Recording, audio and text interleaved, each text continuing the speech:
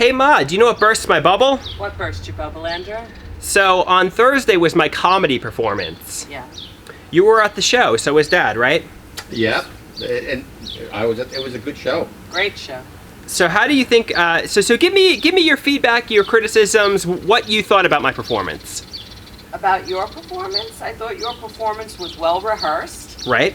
And as soon as you were a little nervous in the beginning, just as you got on and you looked around, but as soon as you started telling your jokes and started laughing, the crowd responded and it seemed to take off. Okay, yeah, we'll get into that. Something that I noticed, like you said, well rehearsed.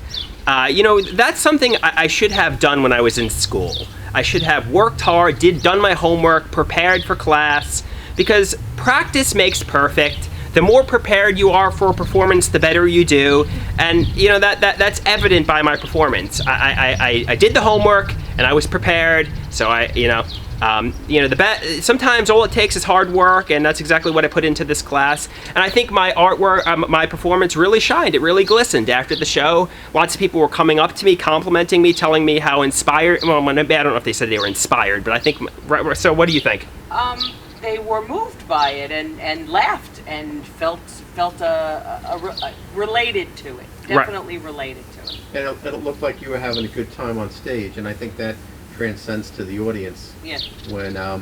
When you're having a good time on stage, the audience picks up on that, and they have a good time in the audience. That's a very valid point. I know I was listening to several comedians say, if you're having fun, the audience is having fun. Correct. And for example, if you go up there having a panic attack, if you go up there like a deer caught in headlights, the audience is going to perceive that, and they're going to, react accordingly. So if you go in there charming, smiling, having a good time, you could say like the most nonsensical stuff ever. The audience is going to smile and laugh because you're smiling and laughing. You're behaving charming. So sometimes I think my material was good. It made profound points about severe mental health challenges, but which is a serious topic. But something I mentioned in a previous video, I wasn't making fun of severe mental health challenges. I was somebody who was funny, who happened to have severe mental health challenges. So it's an inspiring kind of story.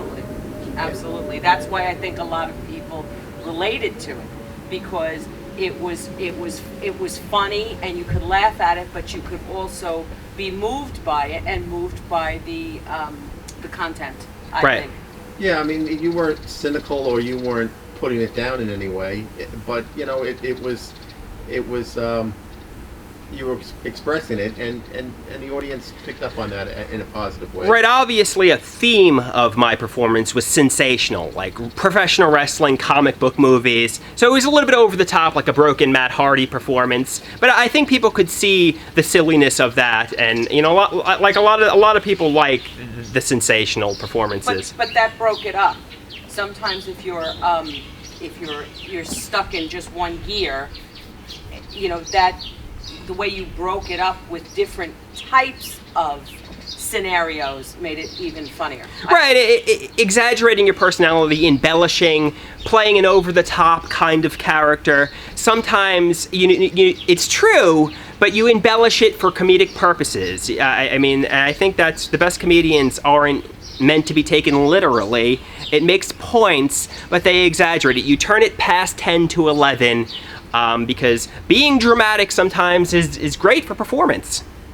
And what was also what the audience picks up on is the fact that you knew the material. You didn't have to go to notes or anything. So yeah, you were doing it like from the inside, and you didn't have to rely on that's a good other stimuluses. That's a very good point about that as well. Is yes, I had material that I practiced, but I wasn't trying to do a speech from start to finish. I was improvising. Like, say for example, I stumbled. I put little tweaks to my speech. Like, for example, the energy drink. I said, and I should create an energy drink. That wasn't part of my script. I was improvising based on the crowd reaction and based on the crowd feedback. I wasn't like rule regimented where I have to stick to this. Oh, I remember that now. You said he's saying that, and that wasn't part of it. I remember that now. Right. That was good. Right. That was very good. And after the show, lots of people were coming up to me, complimenting me, telling me I was one of the best, if not the best. Actually, the mother of comedian Amy Schumer came up to me and said she really thought I was so talented, and she's going to tell her daughter about me. That's very good. I mean, and networking from these type of things is the way. Amy Schumer's a successful comedian. She's a millionaire. She was in movies like Trainwreck. It certainly wouldn't be bad to make Amy Schumer as a friend.